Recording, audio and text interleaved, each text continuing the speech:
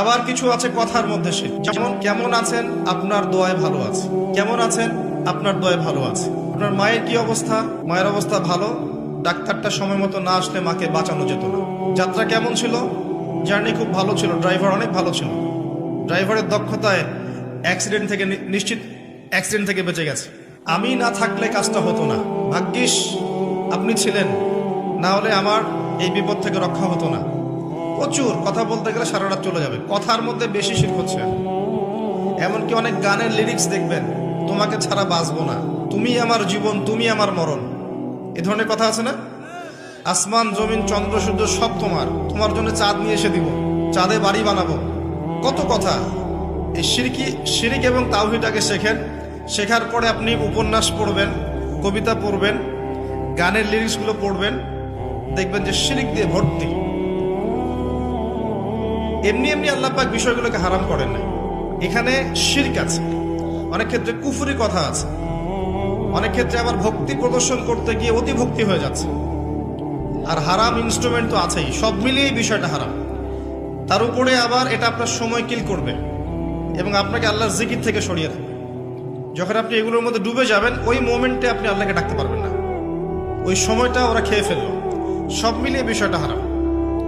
তো এরকম কথায় অনেক শিরক হয়। তো বেসিক কথা হচ্ছে, তিনভাবে শিরক হতে পারে: আপনার কথায়, আপনার কাজে এবং আপনার চিন্তায়। কথা, কাজ এবং চিন্তাকে বিশুদ্ধ করতে পারলে তাওহীদ প্রতিষ্ঠা হবে, এবং তাওহীদের উপর থাকলে পরেই উম্মার কল্যাণ আছে। আল্লাহ পাক আমাদেরকে তাওহীদে থাকার তৌফিক দান করুন। যারা শিরক মুক্ত অবস্থায় কবরে চলে যাবে ইনশাআল্লাহ, তারা উত্তর দিতে পারবে যে রব্বি আল্লাহ, আমার রব হচ্ছেন আল্লাহ। যখন দ্বিতীয় প্রশ্ন করা হবে মা দীনুক, দুনিয়াতে যারা দিন ইসলামকে ঠাট্টার ছলে গ্রহণ করেছে, হাসি তামাশার মতো, ইসলামের কিছু অংশ ভালো লাগে গ্রহণ করেছে, কিছু অংশ ভালো লাগে না গ্রহণ করে নাই, যতটুকু করলে কোনো সমস্যা হয় না করে, যেটা করলে সমস্যা হয় করবে না, ইসলামকে পরিপূর্ণ জীবন ব্যবস্থা রূপে বিশ্বাসই করে না, মনে করে ইসলাম এই যুগে চলে না, ওই যুগে চলতো, ইসলাম সেকেলে ব্যাকডেটেড, এখন আমরা আধুনিকতার সময় আছি ইত্যাদি, ইসলামের সব বিধান এখন আসলে প্রযোজ্য নয়, এগুলো আগে চলতো এখন হয়তো চলে না। যদি ইসলাম সম্পর্কে এমন ধারণা থাকে মানুষের, সে উত্তর দিতে পারবে না যে মা দীনুক, তোমার দিন কি।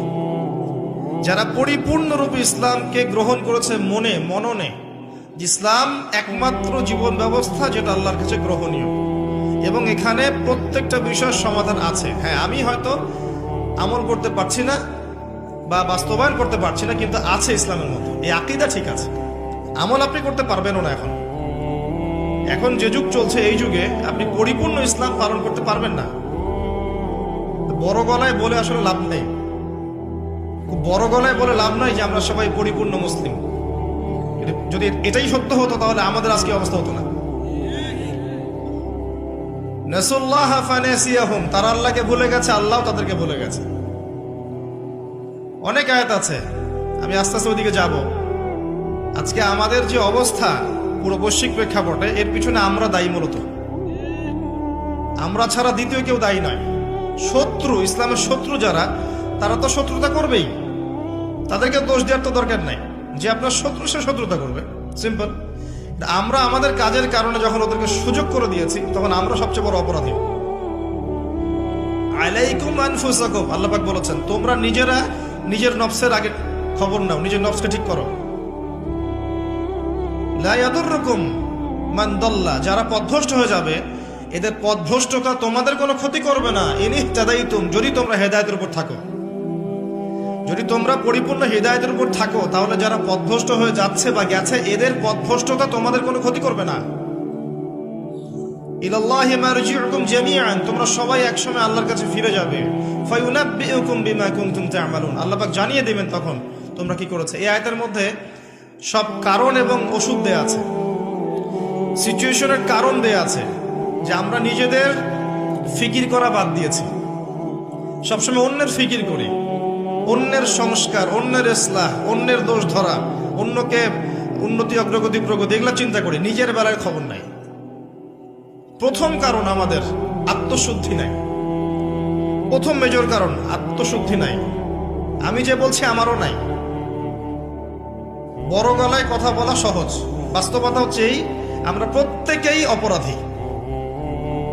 বক্তা, শ্রোতা, আলেম, জালেম যত মানুষ আছে আমাদের এখানে চারপাশে সবাই পাপী, সবাই অপরাধী, এবং প্রত্যেকেই যার যার দায়িত্ব অবহেলা করেছে। আলাইকুম আনফুসাকুম, তোমরা আগে নিজেদের নফস ঠিক করো। যারা পথভ্রষ্ট হয়ে গেছে ওদের পথভ্রষ্টতা তোমাদের কোনো ক্ষতি করবে না, আগে নিজে ঠিক হও। আমরা দেখবেন সবসময় মানুষের সংস্কারের চেষ্টা করি, মানুষের ভালো, মানুষের কল্যাণ, মানুষকে পথ দেখাতে চাই, নিজেই পথ পাই না। এটা বাস্তবতা।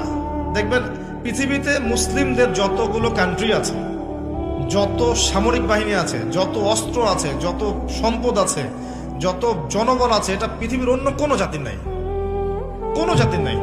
না ইহুদিদের, না খ্রিস্টানদের, না মুশরিকদের, কারো নাই।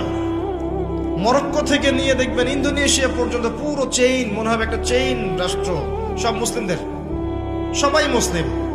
মাঝখানে একটা রাষ্ট্র ইসরায়েল, ওই একটা রাষ্ট্রই সবকে ধুয়ে রেখেছে, ছেড়ে দিয়েছে। এটা কি মেনে নেওয়া যায়? এটা বাস্তব। একটা শত্রু 100টা, মানে 100 জন জনবলকে পরাজিত করতে পারে? পারে না। পারলো কেমন করে? ওই যে আলাইকুম আনফুসাকুম নাই, নিজেদের নফসের খবর নাই।